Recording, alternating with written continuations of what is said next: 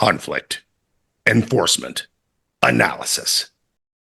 Yeah, Mike and Jay, this crime actually took place right outside my window here in Beverly Hills. These three guys jumped out and jacked a guy for his Rolex, literally 50 feet from my window. BHPD is amazing, and I mean they've tracked him the whole time. And because of the cameras that we have here, and because BHPD is so great at tracking these guys down, they're still on them right now. So pretty nuts. So obviously we're picking up this footage from obviously the bird in the sky. We've got surveillance on this vehicle. I wonder how long it took from Beverly Hills PD to communicate that over to, because if I'm correct, this is LA sheriffs who are conducting this vehicle pursuit, correct? I believe so. Opportunity to just dump this vehicle based on some of these moves here, or he could keep it going. You just never know what's going through this guy's mind. It does not look like there's anybody in the passenger seat, and again, David, we do not know what the original want was here for this vehicle. We're getting some reports that it is a robbery suspect out of the South LA station. We do know that there's some damage there to the passenger side, but we're not sure if that happened during this pursuit or not. But certainly driving erratically enough to have that kind of. Chris, have you heard of any collisions that he might have gotten into? Let me introduce Jay real quick.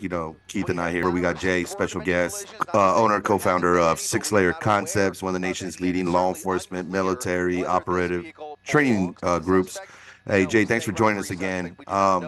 Based on your vast experience, and obviously you've been in vehicle pursuits, correct? Yes. And obviously, I believe, a lot of standard operating procedures, our SOPs across the board have changed, given new climates, cameras, things along those lines. Before it used to be pursuit. Now there's fallback, let the bird. Talk a little, how does this start off? Obviously the officers are dealing with a lot of, different catecholamines, adrenaline, et cetera, and, not just keeping the vehicle in sight, but worried about pedestrians, the civilian population. There's a lot of factors here, right? There certainly is, given what the crime was to begin with. Are we going to continue a pursuit? Are we going to pull it back and run a kind of more of a surveillance package, depending on the assets and resources we have available to us? But that's a big thing right out of the gate. Baldwin Hills area, or just south of Baldwin Hills. Now making a southbound turn. That's going to bring him much closer to LAX, and there are the black and whites.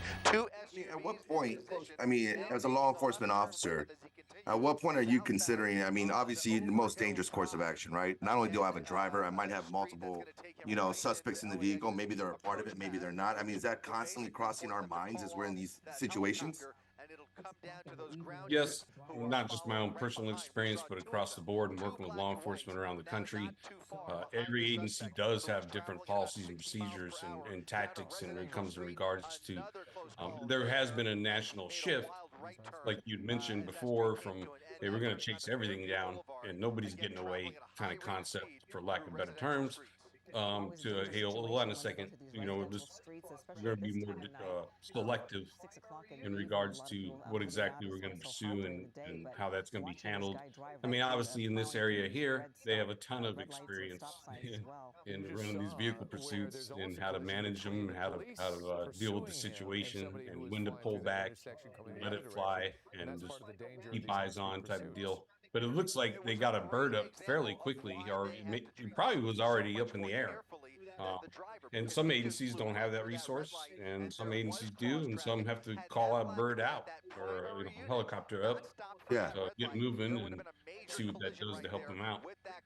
Wow. Well, I think Keith brought up a good point. This all initiated 50 feet out of his front door, right there in Beverly Hills. And, Beverly Hills and the stigma that surrounds it, we understand, the community that creates Beverly Hills, if you will, and what the police department does there. But, something we've known for a long time, Jay, and no disrespect to you, Keith, or anyone else, but crime has no boundaries, right? And a target-rich environment is anywhere where there's not a level of situational awareness or things along those lines. But hey, here we are, like I said, LA Sheriff's Office in pursuit. A few tactics we've seen so far. We've seen this vehicle drive by a few stage vehicles. Obviously the birds in the sky, you have 2 or 3 in pursuit right now. I mean, what is the normal behavior for these drivers? I mean, what I was told was usually drivers try to stay in an area of operation, an AO, that they're familiar with, right? To in the event I'm going to jump out this vehicle, ditch it. You know, I got backup support, friends in the neighborhood, whatever. So is it likely that he's probably going to circle till he gets to a known location that he's, you know, obviously have a lot of experience with?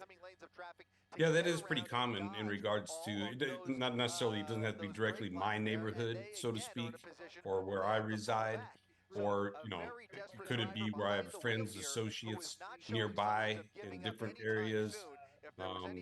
But I'm going to try to get to something geographically or even atmospherically that I'll be easily be able to blend in back into.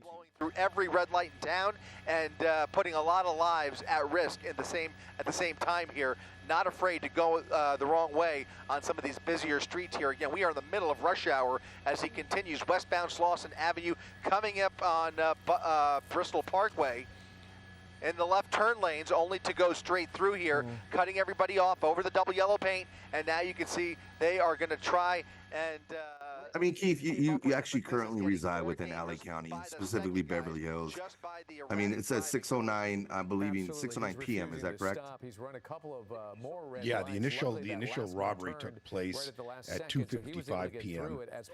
It was 3 individuals, and then they were in one car at the time, and they split up. And this was one of the individuals that this was the last of the 3 individuals to get apprehended. They have now 3 units behind him. I mean, he was barely even braking at those red lights, and now he's made a right turn. He had the green light there, made a right turn northbound Sepulveda Boulevard. 3 LA County Sheriff's deputies now right behind him, and you saw in that shot just a moment ago the helicopter right above him. And as he travels northbound on Sepulveda Boulevard, it'll be much easier for that airship right there to stay right overhead. They will have a very clear view of this vehicle and even inside the vehicle as he continues northbound Sepulveda Boulevard. In fact, it would not be surprising to me if they pull back on the ground. It's getting so dangerous, it would not be surprising at all if the watch commander says, listen, let's put this back in surveillance mode, and we might see those 2 units right there fall back considerably as long as that helicopter has eyes on that suspect. That's a judgment call they will have to make. They've already made it once, and they have put this into surveillance mode at least once or twice already. And just based on the dramatic increased danger of the driving that we're seeing here would not surprise me at all. Right now, You guys deal with criminals all the time. I just don't understand sometimes of what the mindset it is in these chases like this, where they're just compounding the penalty that's coming on. I mean, why not just give up and just again take your licks instead of keep increasing the amount of damage? Sake of just safety. You know, there's something we talk about in a lot of the courses we give, and we talk about our first 3 file folders. Jay, correct me if I'm on the right track or not. But, you know, denial is such a strong thing, right? I might get away. I can do this, you know. I mean, maybe the list ain't long, but I think what's for sure on this list is I just might get lucky enough to lose people long enough that maybe like Jay said, I use the natural terrain, the human terrain to hide in plain sight, if you will, right? Ditch the vehicle, jump in with a group of friends. You can't prove it was me type of process. Now, obviously, there's a lot of training in place. One of the things we specialize and specifically train on is those biometrics, things that we cannot consciously control. You know, so even if this guy ditched the vehicle and stood in a group of people, there's going to be biometric signatures, kinesics, right? Body language that's going to stand out. But I think denial has a lot to do with that. And I think, Jay, you just kind of hit the nail on the head, right? If I have a criminal record, which we know he does, because he actually goes live here, and we'll do a split screen here in a second. And he shares, you know, hey, this is how they share. They're going to shoot me if I stop. You know, I can't go back. So he's sharing his ideology. Good morning. He was reckless, speeding, driving on the wrong side of the road, weaving through traffic, all while there was a 2-month-old baby girl in the back seat, and while he was live streaming it for his followers on social media. Come over and put your hands up, bro. My baby is in the car, Dayon. Bro, Dayon, just pull over. We know he has a record at this point, but maybe, Jay, you can kind of expand on that a little bit on maybe what goes on in these minds, because you've actually put the bracelets on a lot of people in a lot of different capacities. I mean, what is that thought process? Have you heard anything from, you know, criminals' first perspective and, you know, firsthand in terms of the first things that come out their mouth? Okay. Well, I think there's multiple things to consider. Like, I mean, what else do I have in this car? It could be a level of sophistication. And the other thing too is he even aware? Was he even aware from Jump Street how fast that helicopter got up on him? Because if you didn't have a level of awareness to recognize that, then he might think, okay, I can still make this work. Especially if he doesn't see the black and whites behind him. If they fall back as far as like, their tactics, fall off, let the bird control this. I mean, obviously that could give him in his head, hey, I got away, let me maintain kind of thing. Sometimes it's as simple as a fear factor, and just I get that adrenaline, I get all these different catecholamines, chemicals dumping, and I only know one way, and that's just push. Versus I've also dealt with some guys and gals that, hey, you know what? I knew right away I'm taking 1 or 2 turns and I'm getting rid of this dang car and I'm getting on foot before the helicopter gets up. And before they're able to set perimeter and start a canine and all kinds of other stuff that starts happening. Because the longer this goes, then the likelihood is this is not going to end well if he chooses for it not to end well. Well, I've noticed a couple things, and I want to kind of slow it down real quick. This vehicle right here, the windshield wipers are going. It's a bright, sunny day in California. The weather's been great lately. I know a lot of the older models, either the hazards if it's a stolen vehicle, or the windshield wipers will go on, or the horn sounding, things along those lines, as theft control, if you will, right? It's an indicator to law enforcement if you're driving by a vehicle.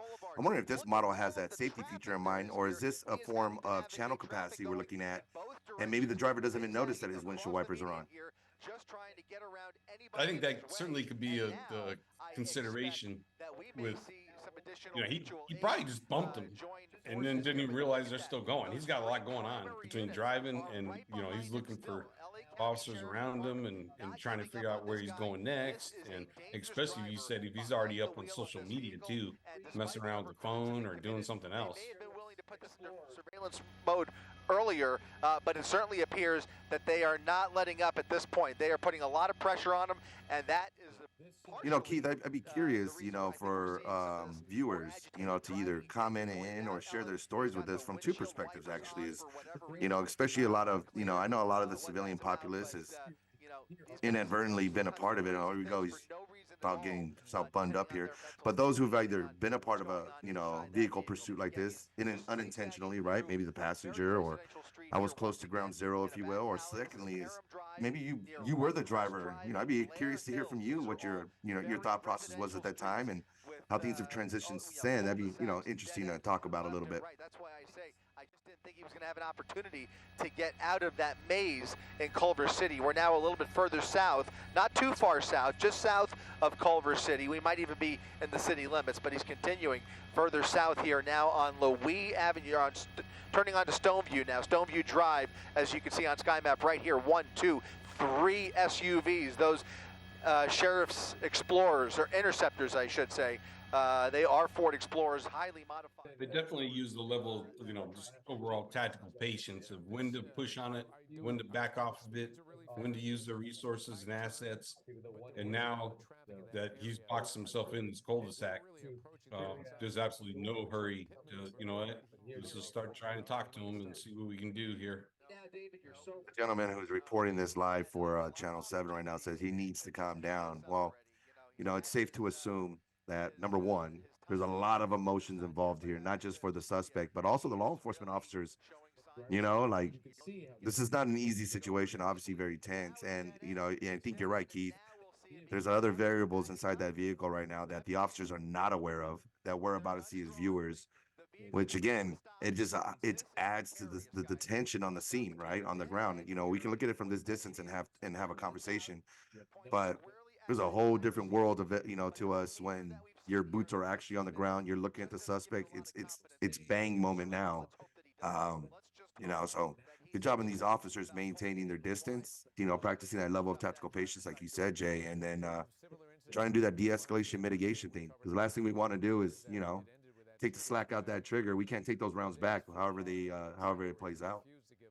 Well, and I think, certainly, because you see behavior out of law enforcement and officers around the country, and agency to agency, state to state, and jurisdiction to jurisdiction.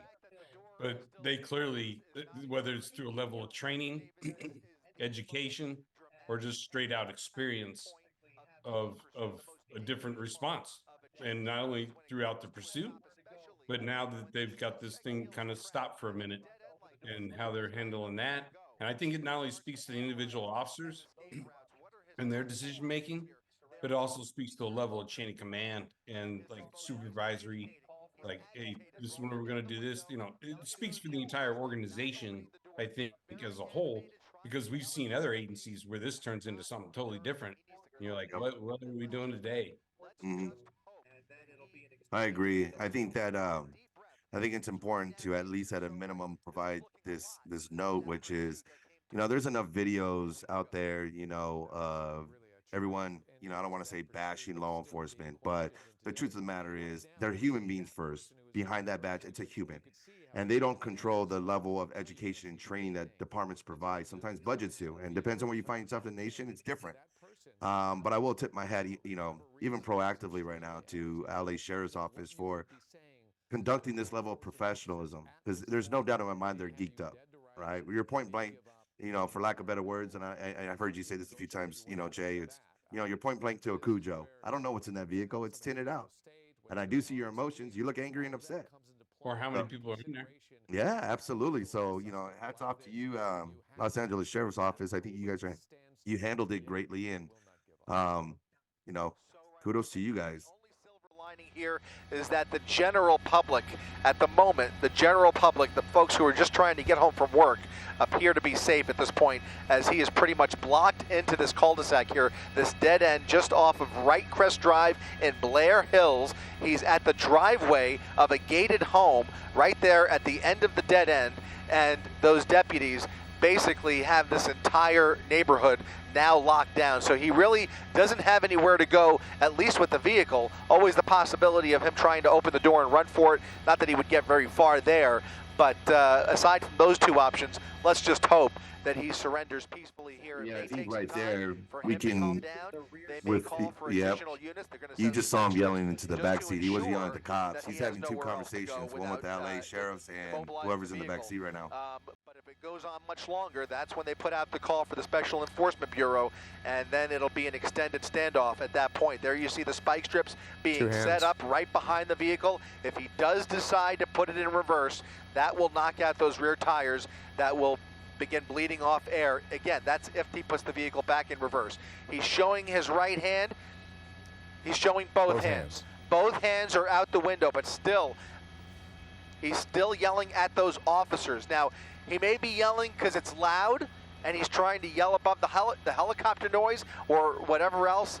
For whatever other reason, he is just very agitated. You could just tell how animated he is, even with his hands both being shown out the window there. They're instructing him. They're giving him very specific orders to shut the vehicle off and open that driver's side door, but he is not listening. He's doing all the talking right now. Well, apparently to the scanner chatter, I think it's important to note right now that someone handed him a baby from the back seat, and now he's holding it pretty much as a human shield. all the windows, they want to check on that. So his agitation, we don't know if that's reportable or not, but Well, that would be definitively the most nightmarish scenario you could think of for these deputies in this particular situation.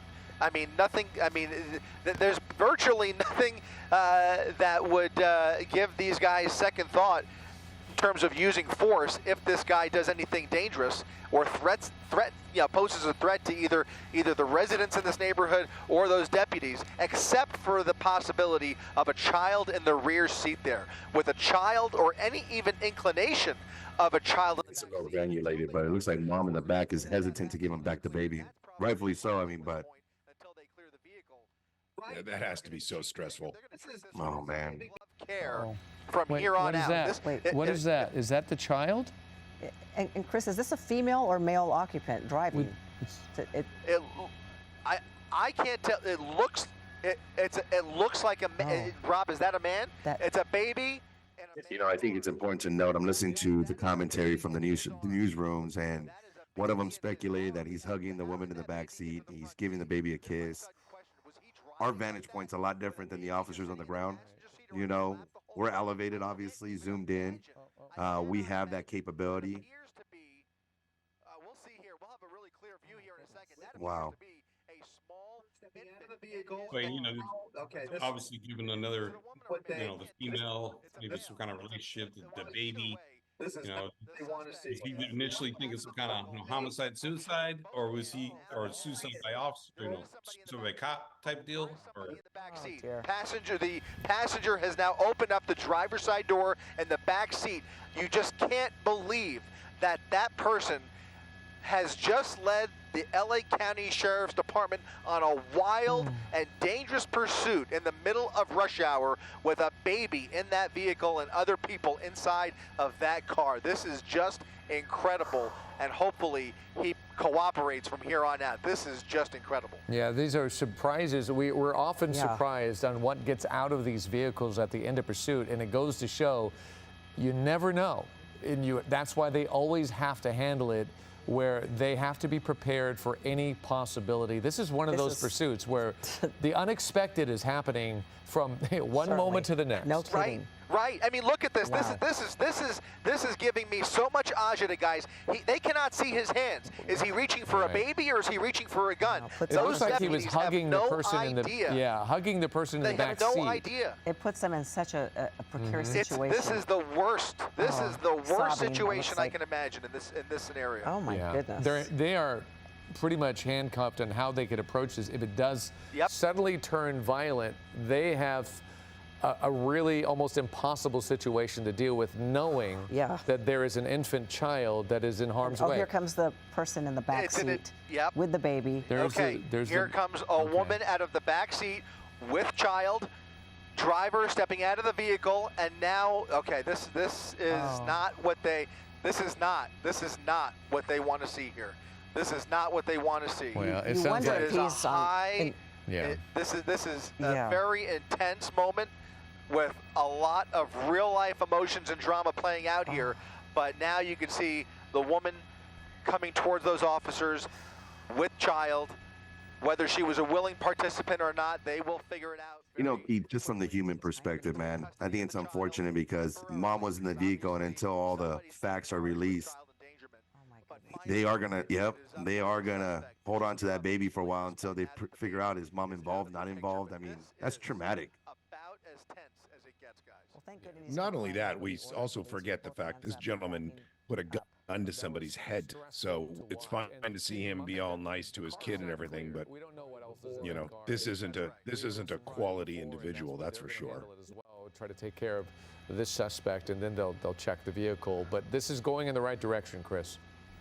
There is so much training that comes into play in a situation like this. They drill for this all the time, and this is a perfectly executed felony stop here after a wild chase that has come to a relative. And also, let's consider the fact that, and this is not a political channel, nor am I trying to transition in that direction.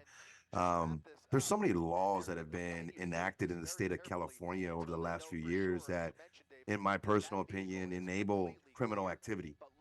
Right? What was once a felony is now a misdemeanor. What was once a misdemeanor is now a, hey, here's a little bit of community service and don't do it again, or we'll see you tomorrow. You know what I mean? And there's a few phrases I've heard across the board, working with law enforcement, with Jay and his team, everywhere is, hey, we don't see him today. We're probably going to see him tomorrow. Why? Because it's a routine behavior. And I think, Keith, what you're alluding to is, let's not overshadow and, have so much sympathy or empathy towards this individual as he's hugging his daughter or his son, the baby, and his girl or ex, whatever it's going to be. Because hours ago, there was an individual in Beverly Hills doing nothing wrong who got robbed at gunpoint. And that to me is the takeaway. Your actions, your decisions led to this moment right now. And let's not subtract from the fact that over the last 20 minutes, we've been watching you put thousands of LA residents at risk due to your reckless driving as well. So exactly. You I didn't agree have with to you. get in the car and go on a high-speed pursuit. Yep. Yeah, crime don't pay, and we say this in our bios on our channel, right? If we can share some information that keeps a person one day less in jail or out of harm's way, then that is our intent, education. In terms of this prospect right here, obviously we picked up a pursuit, and you can see the officers have the baby now. Mom don't have the baby. You just handed your child to state. essentially, and now you got to go through that process. I hate to say this, but we got to be careful who we select as our partners, as our life partners, as our friends, as our colleagues. You just never know what you're getting yourself into. Yeah, I think if he gave a darn about the young lady and the baby, he would have never took off. B, immediately just stopped and just separated himself. The suspect was arrested on suspicion of robbery while the woman was later released, and the baby was taken to a hospital for evaluation, said to be doing okay, and was in good condition in the morning. The suspect, a convicted felon behind bars, facing a number of charges including carjacking and kidnapping.